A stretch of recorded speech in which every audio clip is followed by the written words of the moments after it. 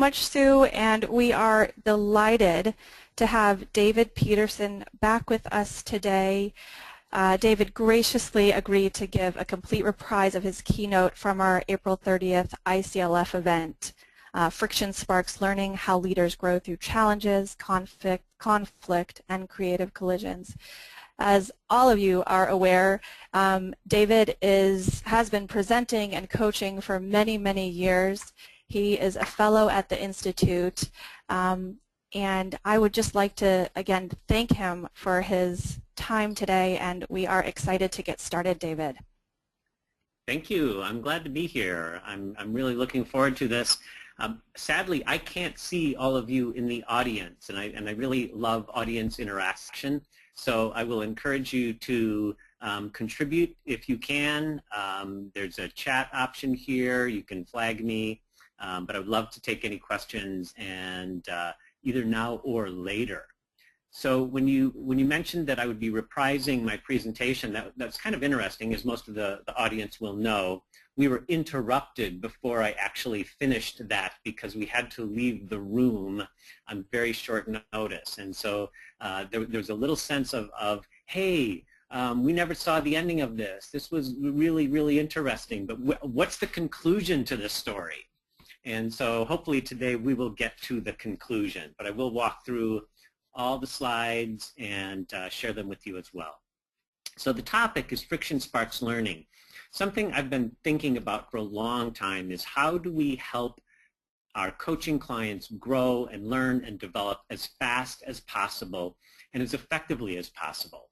And so I was reading this article called The Brainstorming Myth in the New York Times, I'm sorry, New Yorker, a couple years ago. And I saw this discussion of brainstorming. And the conventional wisdom on brainstorming, as you may be aware, I'm sorry, I'm going to have to fix something on my camera here. The conventional wisdom says that the best way to brainstorm is to work in groups, generate lots and lots of ideas, free associate, avoid any kind of evaluation or critical feedback, and really just go for lots and lots of ideas. What's interesting is that all the research in this area, I keep getting pop-ups on my screen, I'm sorry here, so I can't see what I'm talking about. So the research shows that group debate and critique are actually better, that having disagreement, sharing ideas, building off of each other, reacting to other ideas is more effective in both the quantity and the quality of the ideas generated.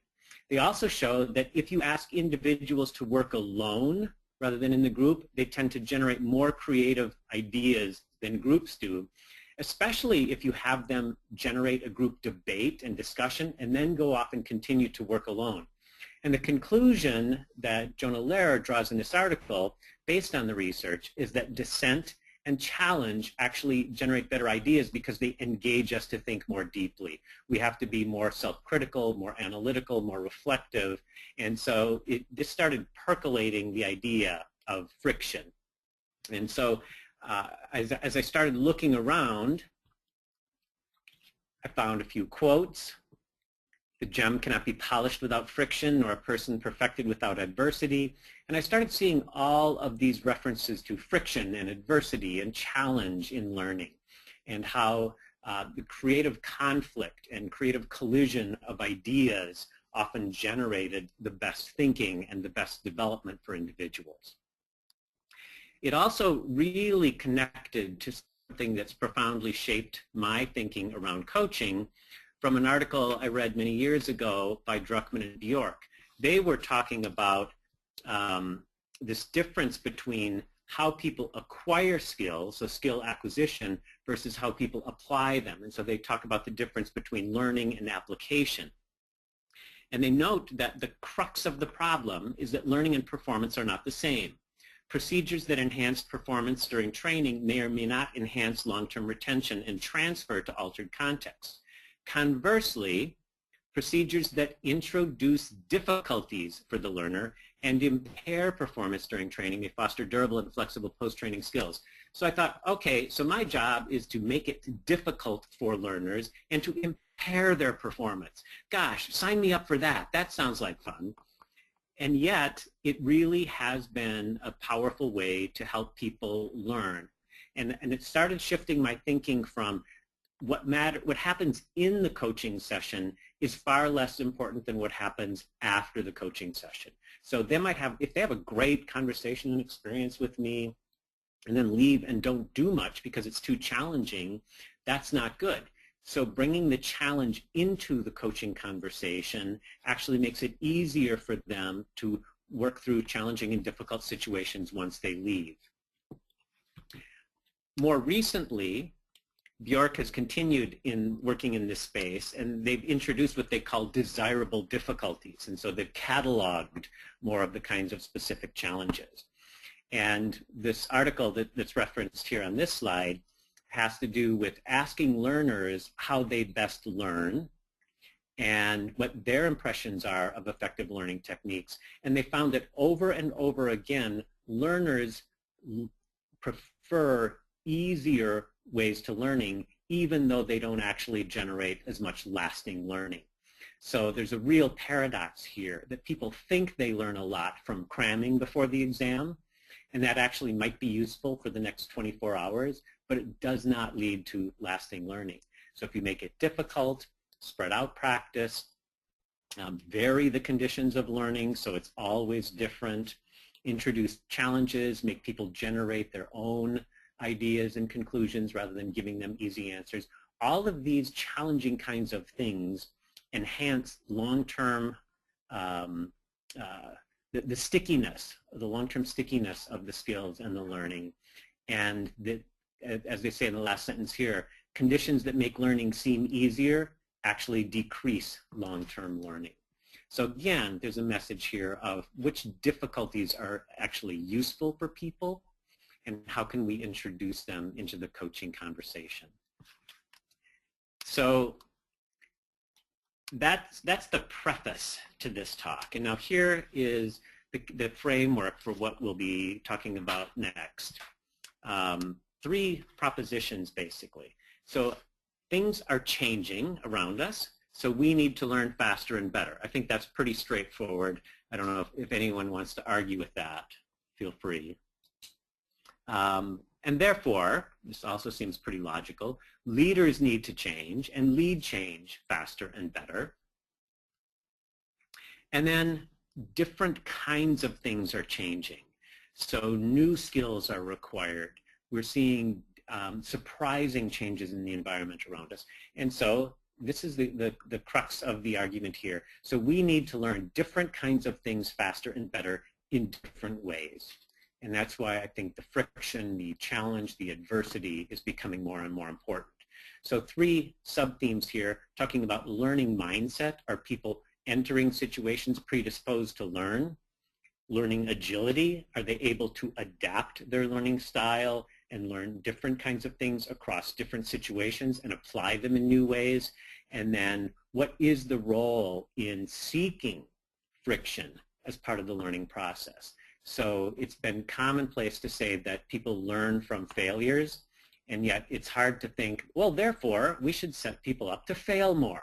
The more they fail, the more they'll learn.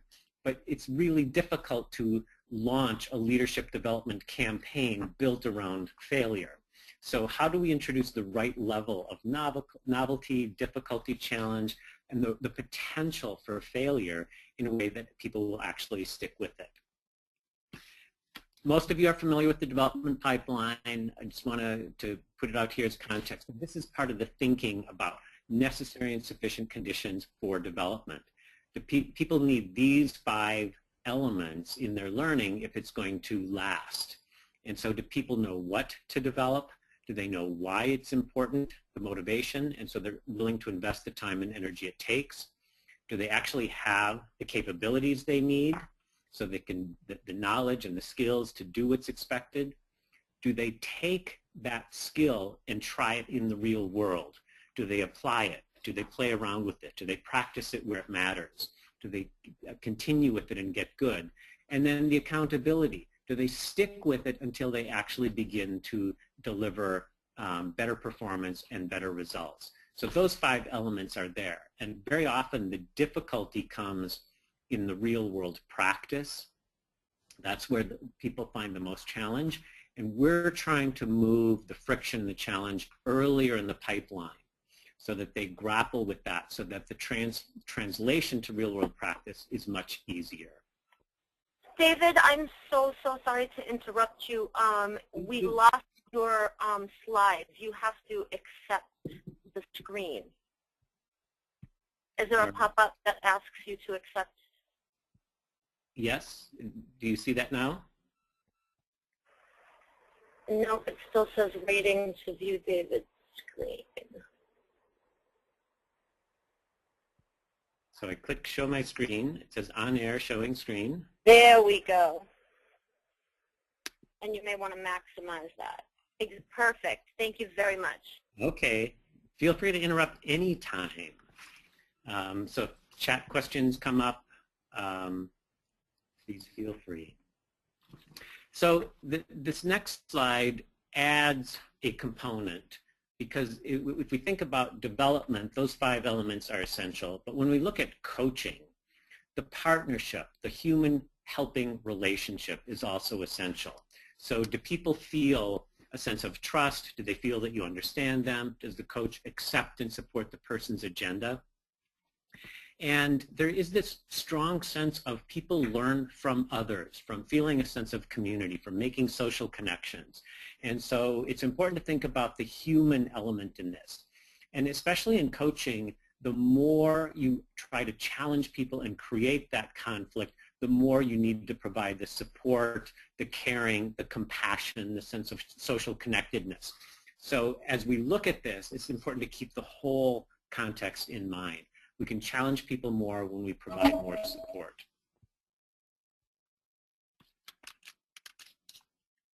All right. Setting the stage here, I'm going to walk through 5 premises.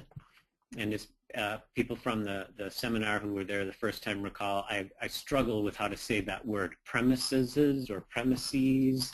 I'm going to try to get good at that eventually. But premise number 1, the world is becoming more turbulent faster than most organizations are becoming more resilient.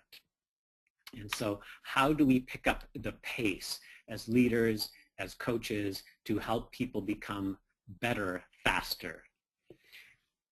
Duke Corporate Education did this really good, very interesting report recently where they interview CEOs every couple years, and they talk about the themes that they're seeing. And last year's report noted a significant change in the kinds of things they were hearing from them. So they said there's almost a step function shift in the level of complexity that CEOs are facing, in the fact that they are really losing any sense of, I'm in charge here so I can tell people what to do. Control and position have less and less impact on what the organizations do. They now feel like they're having to affect what they call second order change. It's not just faster change, it's a different kind of change. We need a new paradigm, not just getting better at the old paradigm. And they're facing more and more unpredictable challenges. And they're talking about the fact that what they know now is less reliable, is more subject to change, and is in very unpredictable kinds of ways. So there's a really interesting book. Actually, I don't know if the book is interesting. I know the title is interesting. It's called The End of Knowledge. And information is available on the internet. You don't really have to know things anymore. And the half-life of what we do know is pretty short. So if anybody's familiar with the book, like has actually read it, I would love to know if you have found it interesting. But I love the title, The End of Knowledge. Premise 2, in stable environments, leaders will be most successful by optimizing performance around current needs. How do we squeeze out all the inefficiencies? How do we optimize the system? But in environments where things are changing, VUCA or KUKA, complex, uncertain, changing, ambiguous, volatile environments, leaders will be most successful by sub-optimizing current performance and investing in robust strategies that enhance flexibility and adaptability for the future. So just like I was saying earlier, that it's counterintuitive to say, let me make your learning process more difficult. It's counterintuitive to many leaders to say, you need to sub-optimize what you're doing now. The more you optimize around a current process or a current situation, the less flexible you'll be. So you need to allow certain amounts of randomness and chaos and disorder to make it easier to be flexible, easier to change, easier to adapt the situation as you go. And this is not how leaders get paid. They don't get compensated. They don't get big bonuses for sub-optimizing their performance this quarter in the hopes that they'll do well next quarter. David Maister, I love his work on being a good consultant. I was skimming through this book not too long ago, and I found this quote again, very similar to what we're talking about. As evolutionary biologists have taught us, the more adapted, i.e. the more comfortable you are in your current environment, the less likely it is that you'll be adaptive to environmental changes. So as we optimize our lives and get nice and comfortable and cushy in our roles and we get familiar with everything, we become less able and less willing to adapt to changes. Premise 3, the third of my premises. And this is a series of supposedly logical arguments here. So if the best predictor of future behavior is past behavior in similar circumstances, and I think that's a pretty well established principle, and then if the future is indeed complex, uncertain, changing, and ambiguous, and we're facing more and more emergent and unpredictable challenges, and if effectiveness in the future requires the ability to respond to these novel, unanticipated, challenging, difficult scenarios, then, and here's where you're going to have to trust me, past successes, especially in stable and linear environments, can be irrelevant or misleading. And this is, again, is very counterintuitive and very difficult for people. If you've been successful in the past in one world, we tend to promote you, and we tend to reward you, and we tend to think you're a superstar. But that actually might prepare you to be the wrong person for the next challenge.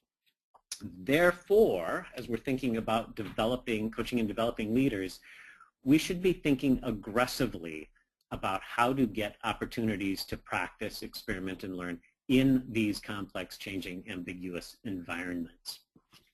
And related, organizations need to start thinking about how they will actually evaluate and develop leaders differently.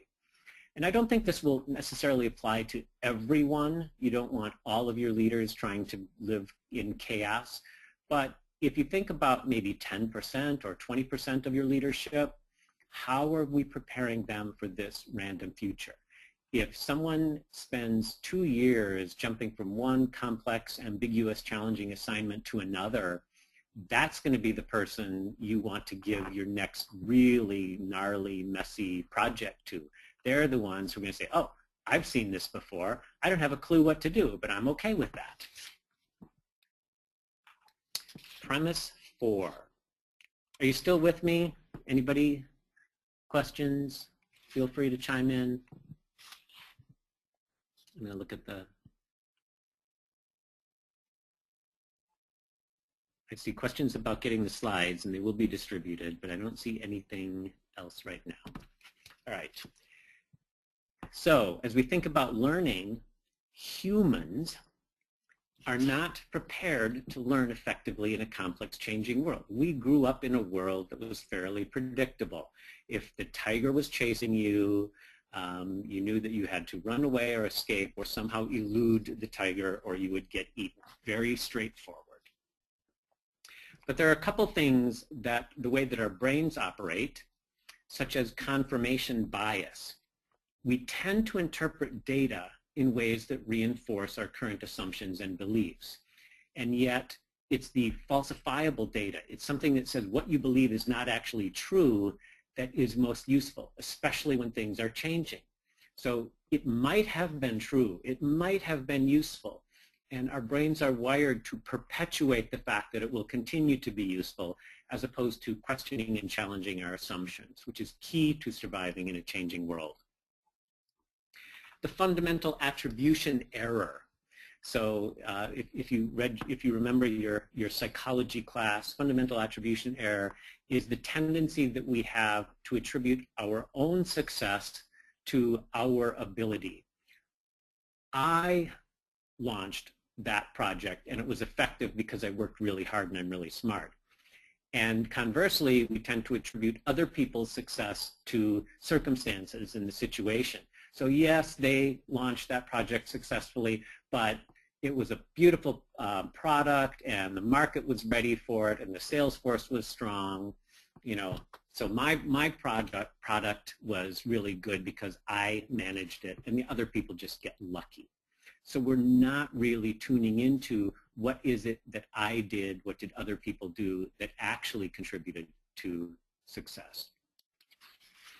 A third issue that I see amplified by the complexity and the pace of change and the pressure that we're under, we rarely take time to reflect deeply and identify the underlying patterns. Novices at something in particular tend to look at more the superficial characteristics and not reflect on the underlying dynamics that require more work and more thought. And so we see simple superficial signals that say, you know, this is what happened, and we accept them. As things get more complex, we need to bring an even higher level of complexity to our understanding of the dynamics. And again, we're not predisposed to do that unless we really take time to reflect. Another challenge, and I think this applies to coaches in particular here, as well as leaders, that we're rarely exposed to enough examples to really understand the fundamental patterns. So the research on expertise shows that it requires thousands of hours and conscious effort and intentional, deliberate practice to actually get good at something. But if you look at a complex behavior like leadership or coaching, and I'll focus on coaching here, how many people do you have to coach before the real underlying patterns become clear? You know, if you coach 10 people successfully, it's really hard to define exactly what you did that contributed to that success. But if you've coached 300 people, and sometimes you've used 360 and sometimes not, and sometimes they've had supportive managers and sometimes not, and sometimes they've been motivated to change and sometimes not, it's only then that you really begin to see the deeper patterns and I think begin to understand what's really going on and what are the levers that you have to influence.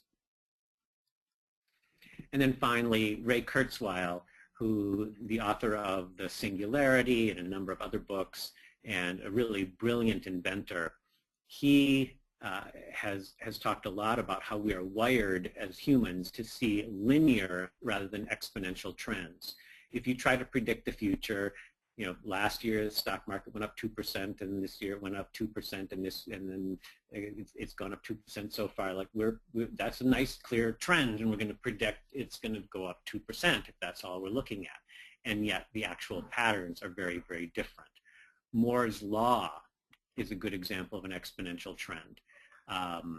Processing power of computers and information technology doubles every 2 years, and the price decreases by half every 2 years. So it's hard to see that, you know, 10 years from now, it's just hard to imagine the processing power. But if we look back, if you think about the cell phone, the smartphone that most of us have right now, that has more processing power than most of the computers from just 20 years ago. Just that little cell phone is far more powerful and way cheaper. So, learning agility. And again, I'm going to invite questions. I see, oh, nice. People saying good, going great, good. This is great. Keep going. All right. You feel free to add more compliments as well as questions. Learning agility is something that I think has become a fairly popular buzzword, but we don't really understand it well yet. And so I'm on this mission to try to figure out exactly what it is, or at least get closer to what's going on here. This research by Mitchinson and Morrison, Columbia University in partnership with CCL, has come up with some things that I find to be very, very useful. They looked at a number of people who were identified as learning agile and people who were not, and started to look at what differentiates them. So one thing they found is that people who were seen as learning agile tended to really question the status quo. They challenged assumptions, they tried new ways of doing things, they would experiment, they would look at things from multiple perspectives. So they're always shifting perspective and questioning, you know, is that still the best way to do things? They're also trying new things. So they're thinking about the assumptions and status quo, but they're also putting themselves into situations that they are unfamiliar with. And from my perspective, this is one of the key things that really supports learning. It's that level of challenge and novelty, seeking unfamiliar challenges, putting yourself into situations that you haven't dealt with before, where you will experience stress, ambiguity, confusion, and you need to adapt quickly. They also are people who take time to reflect. So if you look at these three in sequence, so I think about what's going on, I try new things, and then I step back and reflect. What worked? How did you see that? They'll go seek feedback. They're really trying to generate a deeper level of understanding of themselves, of other people, of how systems operate, the problems that they're facing. And then the fourth thing the researchers found is that they took big risks. They really put themselves into situations where success was not necessarily likely. They really went outside their comfort zone. So they didn't just dance around unfamiliar situations. They stepped into the unknown. And the people that they interviewed said, this is by far the hardest part of learning agility. It's really uncomfortable. And so it takes a lot of discipline to continue to do this.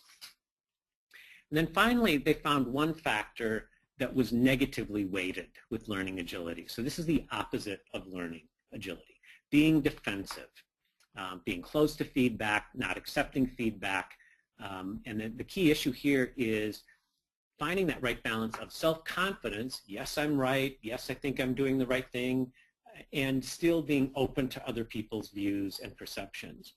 In the research on innovation and entrepreneurs, you see the same kind of balance. They have to have the self-confidence to believe, I know what I'm doing, I can change the future, I can do this, even though no one else has ever done it before. And they have to be able to ignore a lot of the feedback that they're getting. It says, oh, that's too difficult, you can't do that, what a waste of time, and yet not continue too long down that path, ignoring all the feedback. So it's a bit of a challenge if you're really venturing into the unknown to know when to listen to feedback and what feedback to listen to, because people will be speaking to you from conventional wisdom and their own assumptions, and that's not how you discover the unknown. So just pose a question for you. Where are you learning Agile now? What's most challenging for you? So we'll just take a moment to reflect. Which of these things are you doing personally to be more learning Agile? Which of these things might you want to invest more in?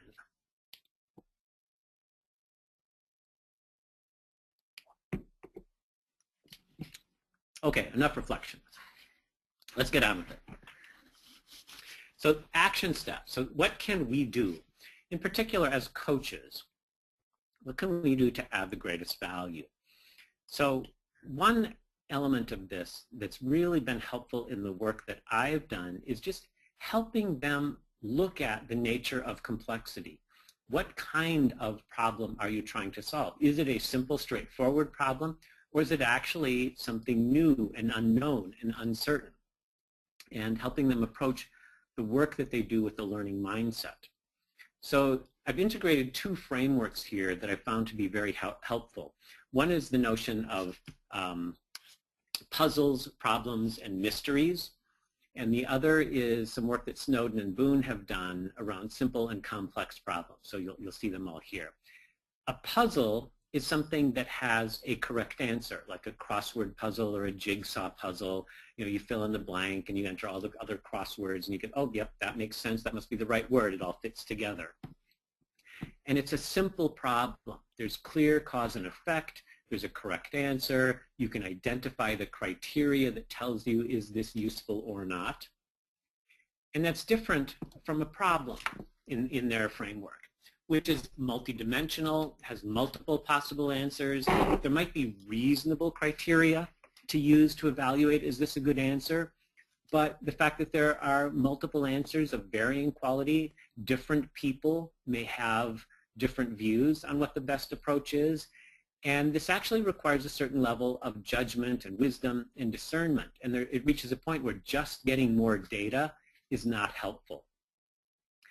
Snowden and Boone call this complicated problems. We don't exactly understand this, but if we experiment enough and we test things and we try different things, we can discover what causes and effects are related to each other.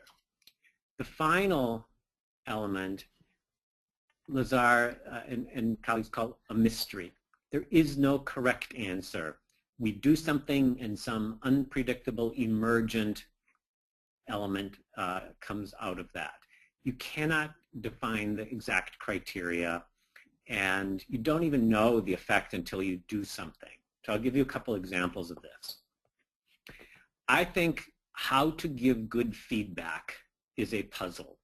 We can describe, here are the elements, more or less, this is what good feedback looks like. It's concrete, it's actionable, it's behavioral, it's specific, it's relevant to the person, it's useful, it's under their control. A problem is, when should I give my boss negative feedback? That's the kind of thing that okay, let's talk about that. So what have you seen before, and when might be a good time, and why do you even want to do that? And how would we necessarily measure the effect if we only did it one time? You'd have to really investigate that to come up with a good conclusion. And I'm not sure that most people would want to conduct the experiments to really answer that question, when and how should I give my manager negative feedback? Okay, I'll try every Monday and then every Tuesday, and I'll be really blunt sometimes and really gentle. So you could discover it, but it's more of a challenge.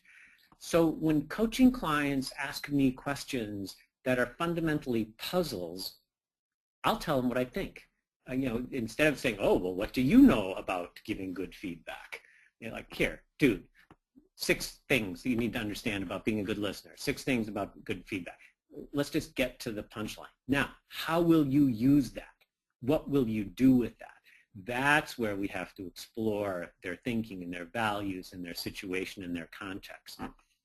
A mystery, for example, what product should Google invent next? There's no way to really answer that correctly. You just make a bet. It's similar to, who should I marry? I recommend a series of controlled experiments. Marry a bunch of people, vary the conditions, and then, yeah, see, people are nodding. Yeah, it makes sense, doesn't it? And I was doing this presentation once in a workshop, and I said again, so there's just no correct answer, to the question of who should you marry. And this woman in the front row says, oh, yes, there is. I should not have married him. Only after the fact would we know. So the learning mindset, moving right along. Carol Dweck has done really great work in this space, that some people enter situations with a fixed or performance mindset. They want to do the right thing. So in classes, you hear people say, is this going to be on the test? If it's part of the performance that they'll be measured for, they want to get it right. If it's not on the test, they ignore it. People with a learning mindset are more curious. They're less interested in how well do I perform and more interested in being engaged in the process, in learning and growing. And so people are predisposed in different contexts to have either a performance mindset or a learning mindset, but we can cultivate a learning mindset. And with my coaching clients who start off with a performance mindset, and they might say, okay, David, you tell me what to do. You know, I just want to get this right. I'll say, okay, what you can do is go try new things that you've never done before. What you can do is come up with your own ideas instead of asking me. And so I make the learning the performance that they have to achieve. And so it's, again, you might have noticed there are a few paradoxes in this. Let's just add that to the list. It's another counterintuitive kind of way to engage them. But it engages their motivation. It engages their curiosity.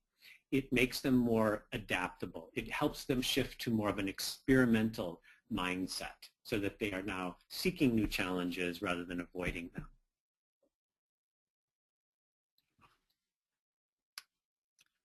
All right, so some of the implications for learning, this is similar to what I was summarizing before, that when we as coaches try to optimize for the present impact, you know, so that we have a great coaching conversation, so my clients leave saying, oh, wow, that was awesome, you're so good, that may be sub-optimizing the future impact. I want them leaving my coaching conversation say, that was okay, I am ready to change. I am committed to going out and doing something different.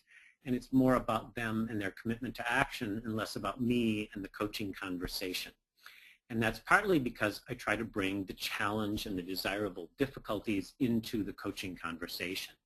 So as an example, if you think about something as simple as listening, when most leaders are in their natural environment, no one is pausing to say, please ask me some open-ended questions. Please paraphrase what you just heard me say.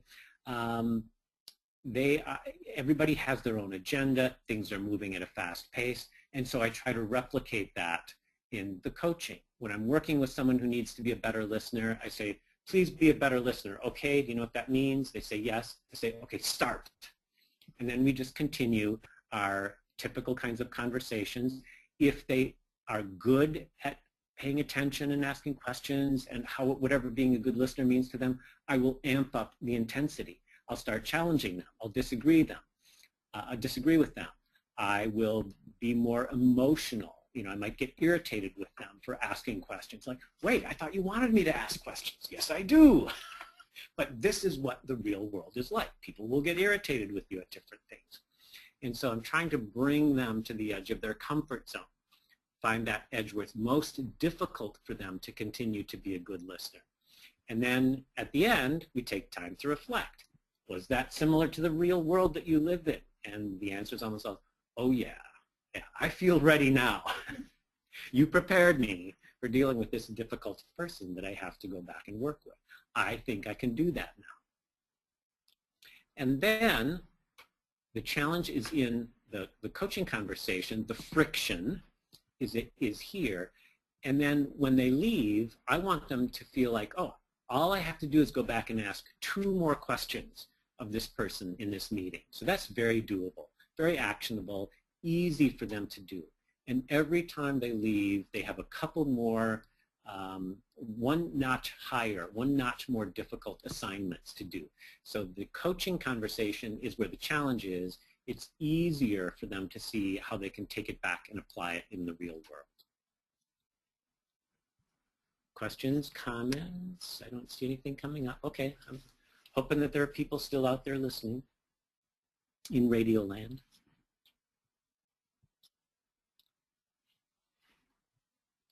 The second big area for adding value to our clients is promoting reflection and mindfulness. Mindfulness has become a big buzzword in our field and in leadership recently, but I think there's some fundamental important truth about being mindful, being intentional, managing your attention, really seeing objectively what's there in front of you, being more attentive and guiding our attention to what's happening around us. So not just what's happening around us, but I think looking at this from 3 perspectives. So how can we help leaders look inward, think about who they are as leaders, what values they live by, look outward, what's going on in the world around them, and look forward. Where are we headed? What kind of world are we trying to build? What are we going to innovate in next? And looking forward also has an element of decision making. So how do we make decisions today that optimize for both the current and the future? So looking inward, asking leaders to reflect on who they want to be as a person, as a leader, what values guide their behavior, what principles they want to abide by, why should people follow them as leaders. So taking time to get more in touch with themselves. This is one of the things that is more stable. If the environment around you is constantly changing, you really need to be grounded in something that is going to be more consistent. Values may change subtly over time and over the lifespan, but being grounded in them is important for any kind of consistency.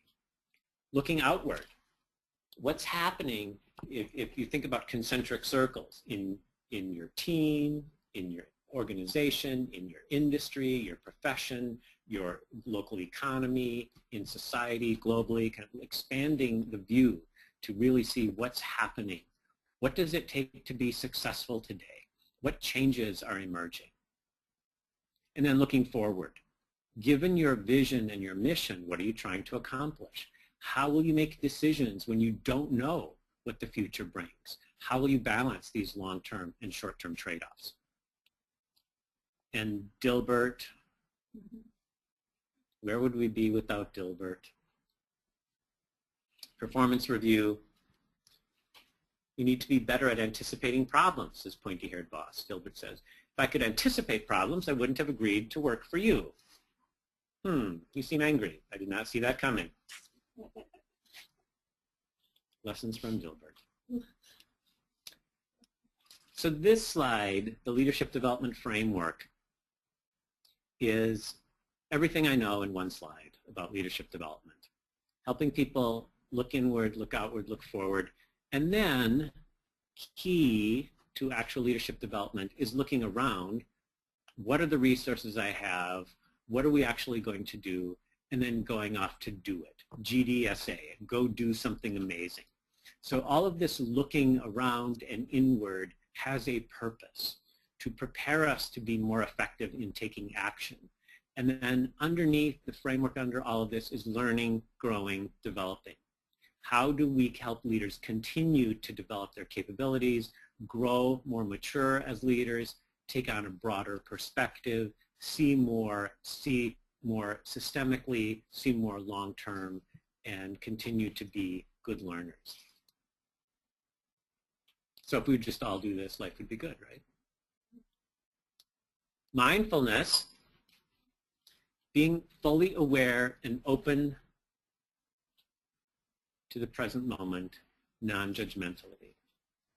So this present focus, to be able to be present, really important for leaders to bring their attention to what's happening right now, to be aware of what's going on around them, their own internal state and thoughts and emotions, what's happening with people in front of them, and accepting it non-judgmentally. So this helps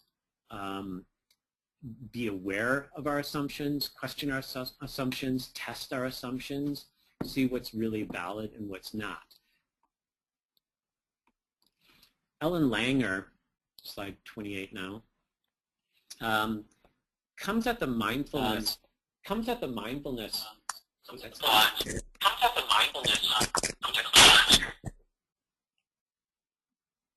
Be present in the moment multiple times.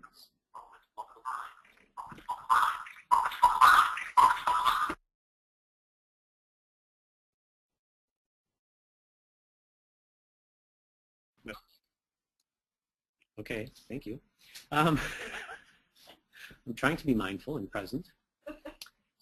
So Ellen Langer comes at the notion of mindfulness from a different perspective. Many of the researchers and writers in this field come at it from an orientation towards meditation, sometimes with a spiritual perspective on this. Ellen just started some research that showed that when people paid attention to what's going on, they tended to enjoy life more, they tended to be more effective. And one of the simple ways to be mindful is just ask yourself, what's new and different about this situation? Have I really seen this before? And so a very simple habit of walking in, and when you meet with one of your direct reports or you meet with one of your coaching clients, to say, what's new and different about this coaching client? It makes you more present. She's done research that shows that when people go into a conversation with that single thought in mind, they are perceived to be warmer and more attractive. So if you want people to think, I know, sweet, yes. If you want people to think you're better looking, be mindful and present in those conversations. They will start to think, wow, I never noticed how handsome he was. Just a friendly dating tip from your coach. or for your spouse.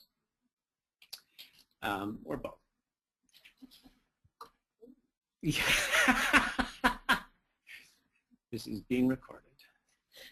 Be present. So the third general category of challenge and stretch here is introducing the desirable difficulties into the learning and development process and guiding leaders to seek those new, difficult, diverse experiences and challenges, and then helping them maximize the learning from that. PDI, the company I used to work for years ago, did some really great research on how leaders develop over time. And they identified 4 different categories of valuable learning experiences. And 2 of them, the one in the upper right-hand corner, overcoming challenges and obstacles.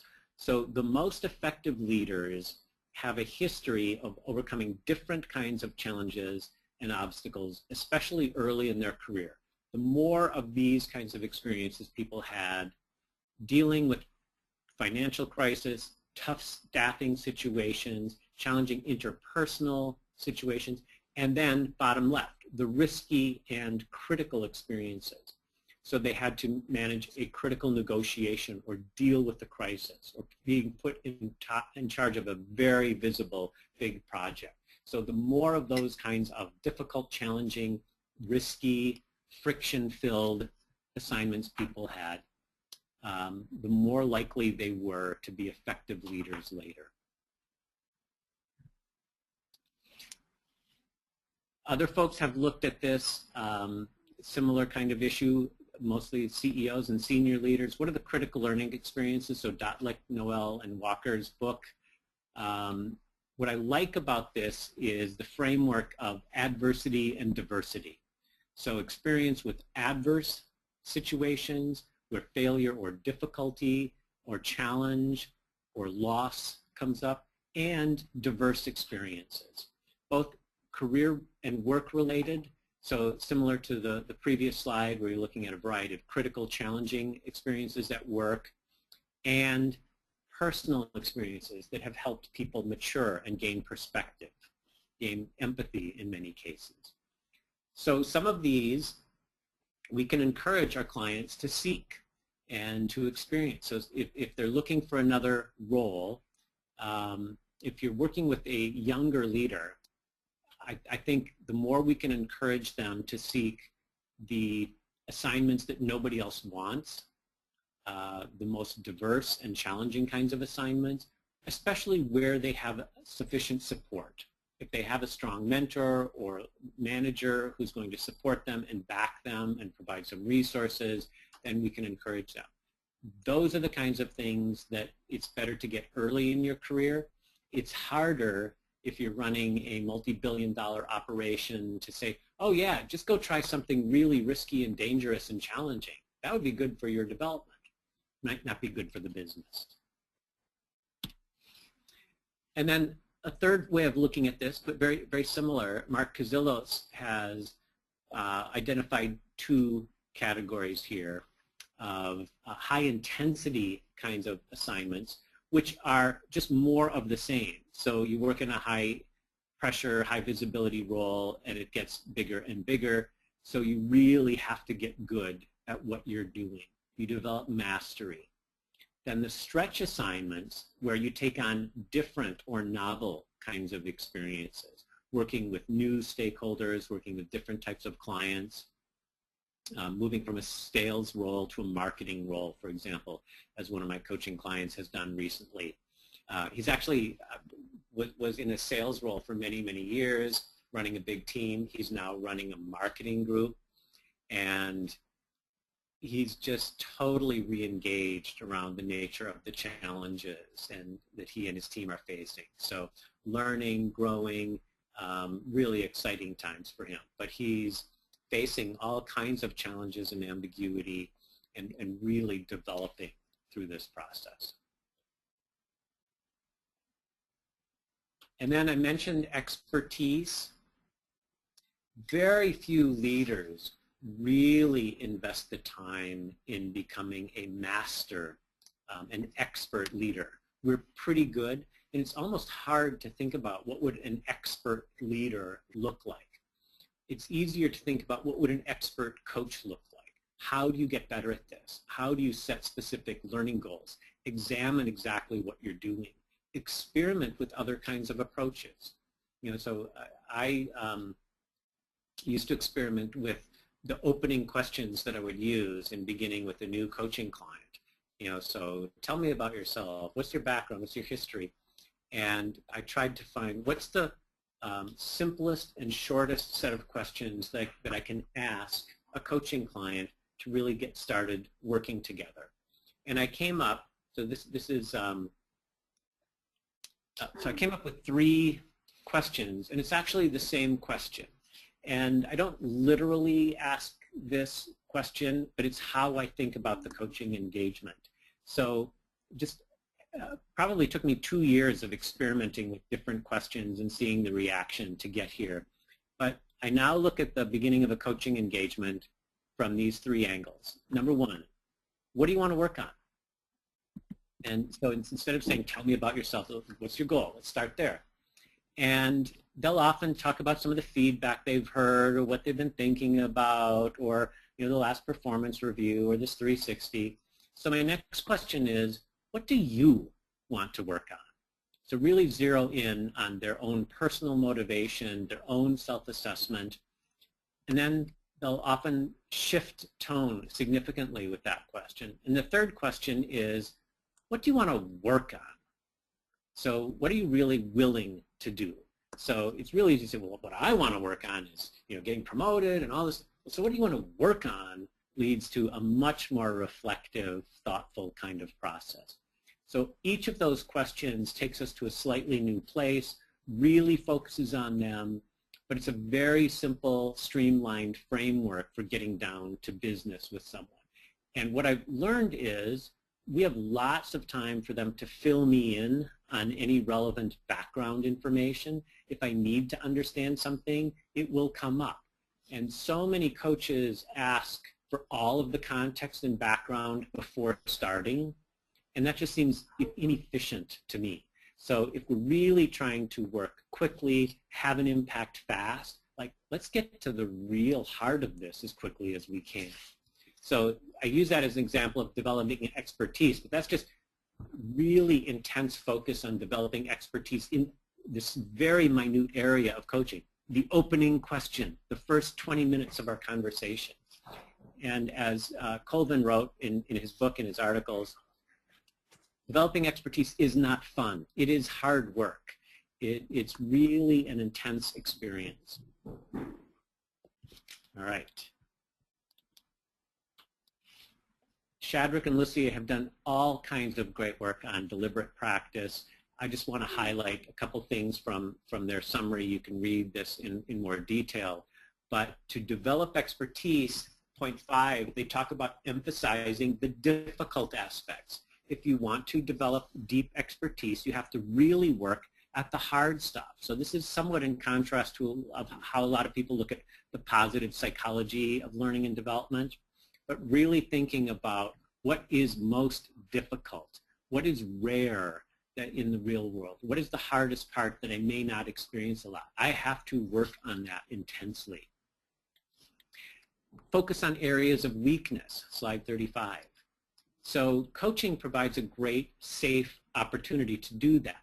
So we can practice those weaker areas where they're not subject to judgment by other people. So they can practice them and get good at them. it requires significant conscious effort, and it feels more like work than it does play. So all of these introduce the friction and the challenge that is essential for significant and lasting growth. Is there a question? Yes, David, can you hear me? Yes, Carol, how are you? I am fine. I don't know if you want to answer this now, but what I would love for myself and our listeners is to hear at some point you just describe a coaching journey with someone and show us your real-world practice in terms of going through the premises. You can't cover all of your points because they're all really great, but to kind of take us on one coaching journey if you can. Yes, let's save that till I get through the rest of the presentation. There's not that much more. Okay, perfect. And then let's come back to that. And I want to see if there are any other questions on the presentation and what I've shared so far. So, but we have some time for that. So when I said there's only a little bit more, I did want to again allow at least 30 seconds for you to reflect and distill what you're taking away from this. Hear a little bit about lessons you might have learned, and have you think about what you will do with this. So I'd love to get a couple people commenting on what stands out, what they've learned, or any questions that come to mind here. Audience participation.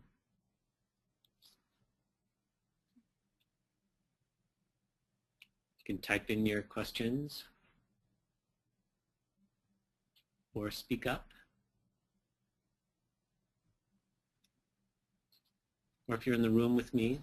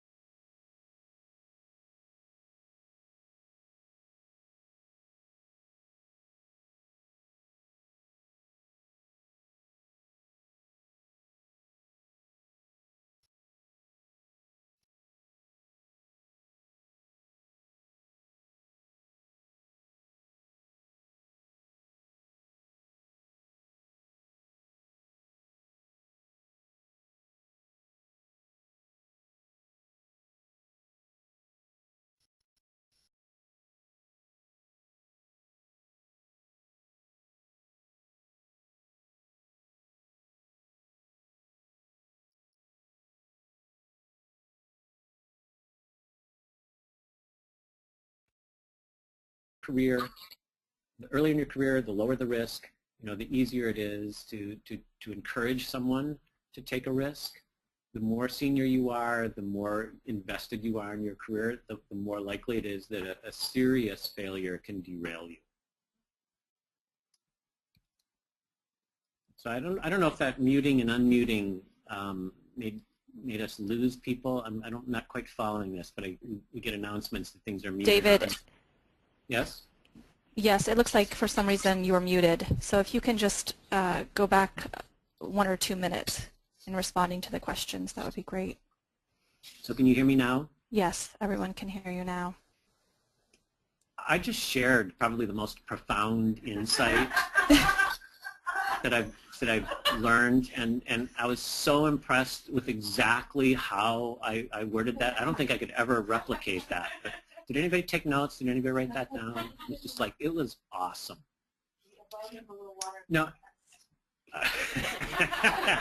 Actually, so what I was just saying was about the role of failure and success in careers is that there is a level of failure and a significant enough failure that can derail your career. So it's coaches can help leaders find the right level of risk and failure for their current context. It's easier for people earlier in their careers to take more significant risks and be more adventurous. They're putting less at stake, both in terms of their career and the organization. And more senior leaders who are running bigger businesses might have to take risks in slightly different ways. But how can we encourage people to evaluate the relative level of risk and continue to operate on that boundary? So failure doesn't necessarily mean putting your entire business at risk. It means, trying something like how you run a meeting that may not go as well. Other questions? How do you best introduce the concept of mindfulness or time for reflection with a busy, results-driven executive? So that is a great question. And I start with a couple very small questions in creating very small moments of reflection. So I believe at the end of this deck there is a calendar for reflection. So let me see if we can scroll there. Great. Slide 40. So I encourage people in the coaching conversation, just like I did here actually, let's take 30 seconds and just reflect. What did you learn today? What are you taking away? And one-on-one, it's pretty hard for them to not come up with something. In a big group, everyone feels anonymous and it's harder to speak on a webinar.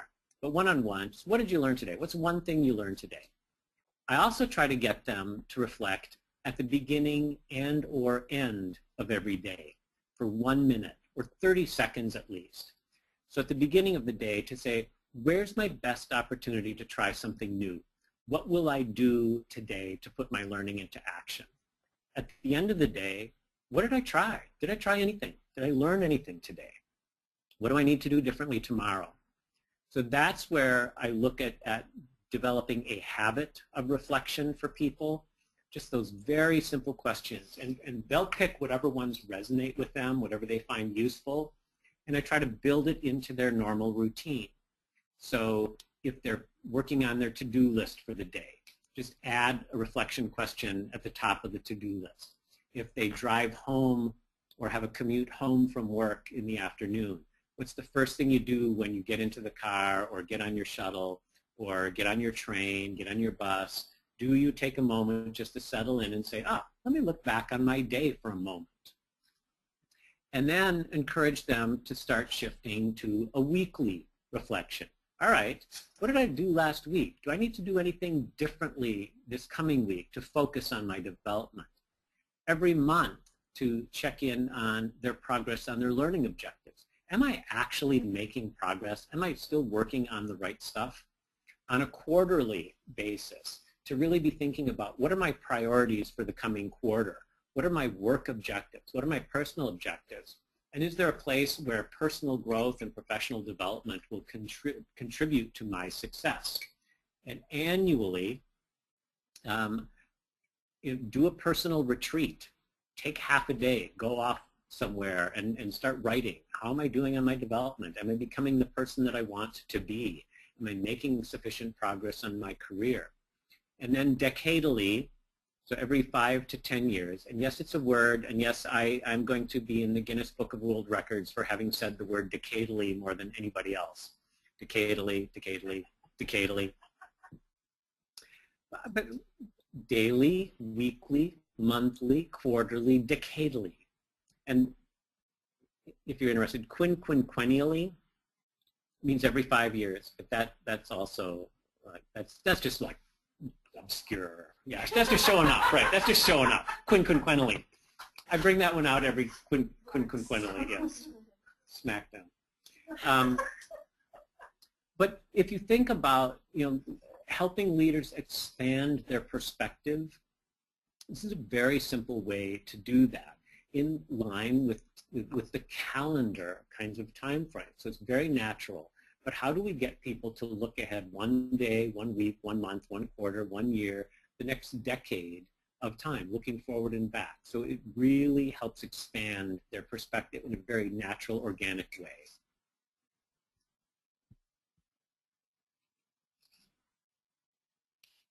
All right.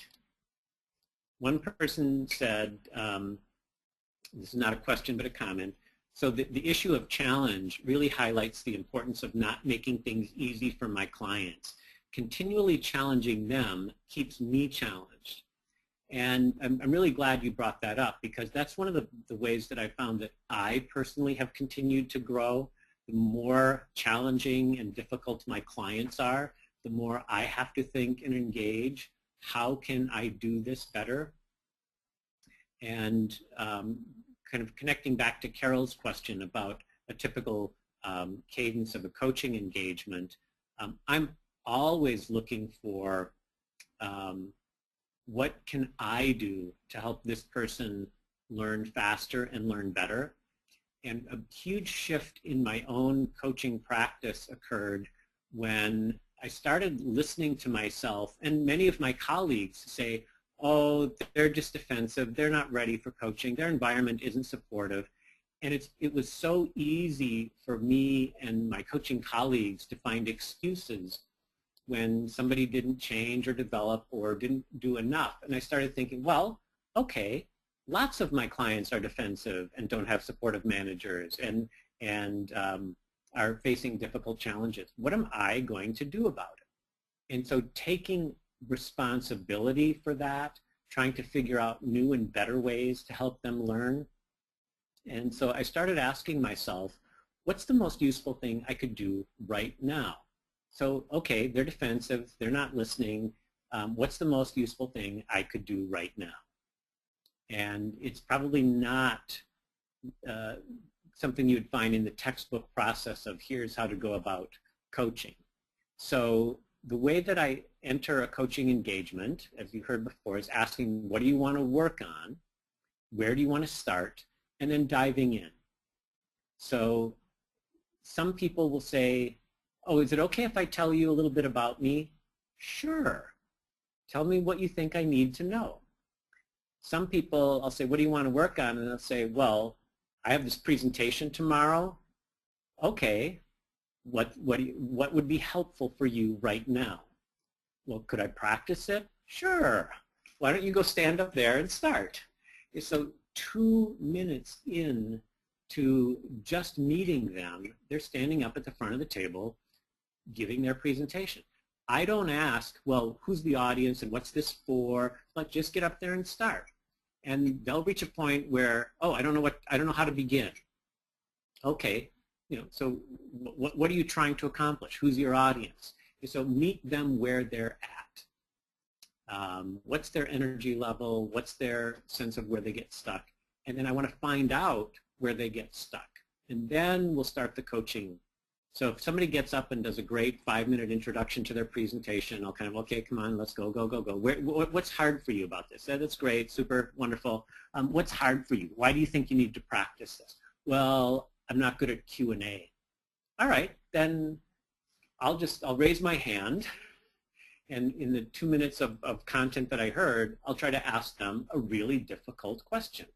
Like, yeah, I know we've heard all this before, but I want to know, when are the layoffs coming? Like, there's no layoffs coming. Oh, yeah, that's not what I heard. Like suddenly they're having to answer this really difficult, unanticipated question from the audience. We're 5 minutes, into our first coaching conversation.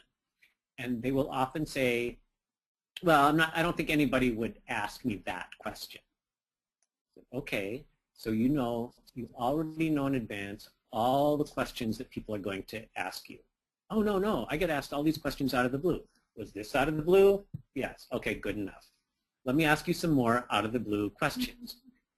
So getting them to work on the real issues, or at least close enough. And it comes back to that introducing novelty, introducing complexity, introducing ambiguity is a key part of this. And it keeps me on my toes because I have to be thinking, how can I challenge and stretch them? How can I engage them as quickly as possible with a minimum of fuss, with a minimum of them having to explain their context and their background, because that doesn't add any value to them. That might make my life easier, but that's not my goal. It's to make their life easier in the long run. More miserable in the short run, sure. More difficult and challenging, but in the long run, much better. The other key thing I would say as a typical part of the process is a really strong emphasis on, so what will you do next?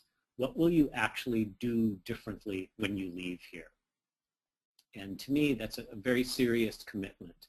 So I'm not looking for a long to-do list. I'm looking to understand what they actually commit to doing differently because they think it will make their lives better. And I want that to be realistic, and I want it to be useful from their perspective.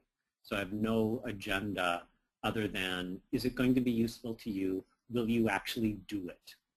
And that's where I want to end. And then when they come back, we check in on that next time. So how'd you do on that commitment you made to go out, try these new things? So I know that's a very high-level overview, but to me, those are the active ingredients. What do you want to work on? Where do you want to start? Let's get into something real.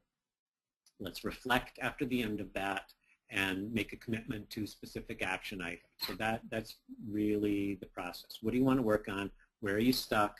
What did you learn? What are you going to do differently? Let's see. Any other questions? Questions, comments? Please chime in.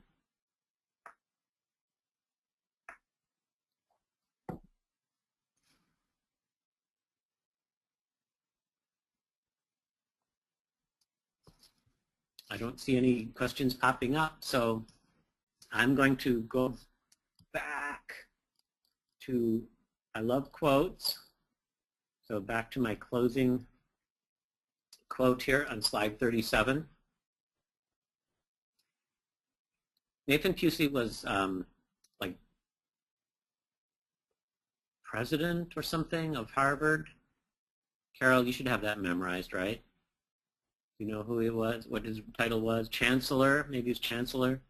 But anyway, he said the teacher's task, and I think this is our task fundamentally, to awaken in the learner the restless drive for answers and insights which enlarge the personal life and give it meaning. That to me is a very inspirational way to think about what we do. I want to enlarge their lives, create this restless drive for new insights, for expanding their thinking, finding more meaning in the work that they do. And so that's my wish for you as you go out and continue to coach leaders, that you leave with this restless drive for new insights and expanded awareness and bring that to your clients as well. Thank you, everybody. I really appreciate your participation here. Welcome any other comments now or in the future. Thank you.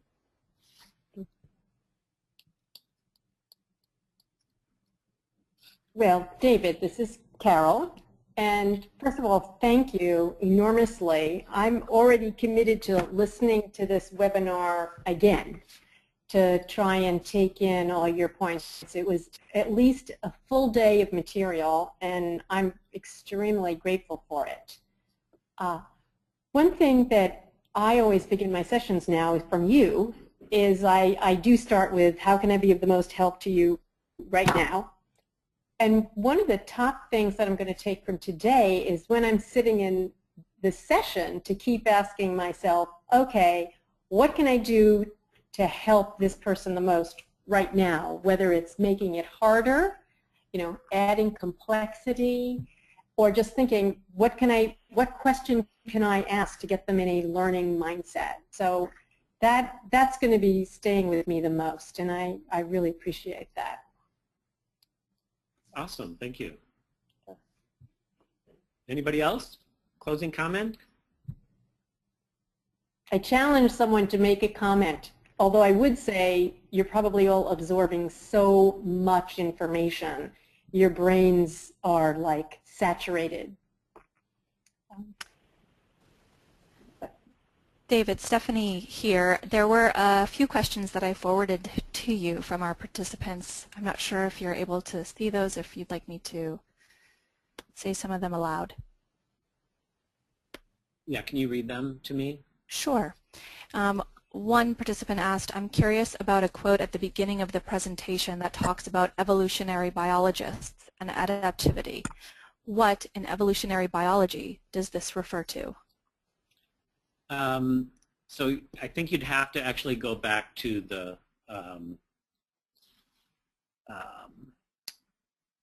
book, what's his name? Yeah, no, David. It's David Meister. Yeah, Meister maybe. Yeah, his book, and find out what he's referring to. I would imagine that it's in reference to the survival of the fittest.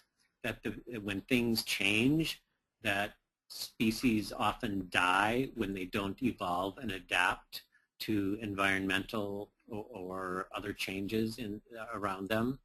So I think that's the point here, survival of the fittest. And the fittest means, as Charles Darwin said in another quote, those who are most able to change and adapt. Was there another question? David, yes, there is. How to motivate more than 20% leaders to support a culture that embraces flux? Wonderful question.